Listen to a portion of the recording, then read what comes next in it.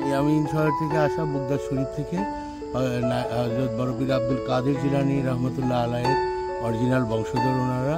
ওখান থেকেই 360 জন অলি আল্লাহ যিনারা তদানীন্তন সময় পাক ভারত সময় এই দেশে আসলেন, এই 360 জন অলি আল্লাহদের উনি একজন।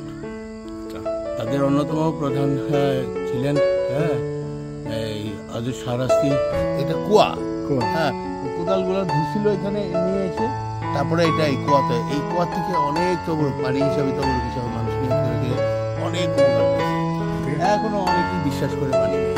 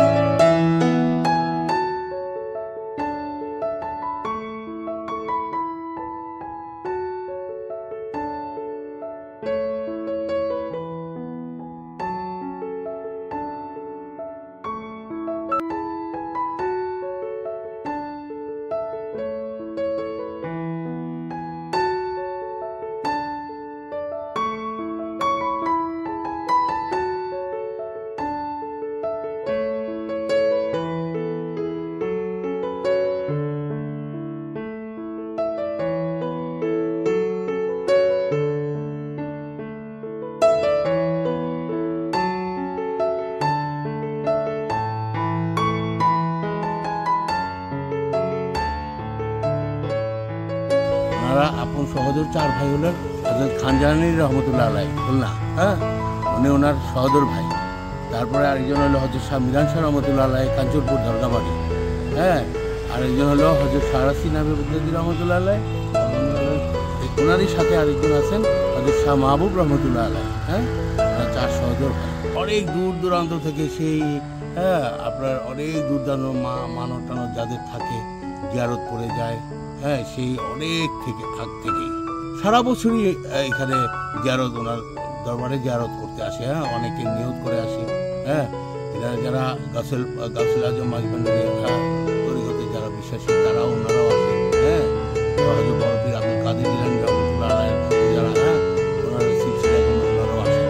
দিঘিটা হলো হযরত শাহরাস্তি রহমতুল্লাহ আলাইহি যখন এখানে আসলেন একটা দিঘি খনন করেন, ঠিক আছে, এই সেই দিঘি জিনের করে নাই।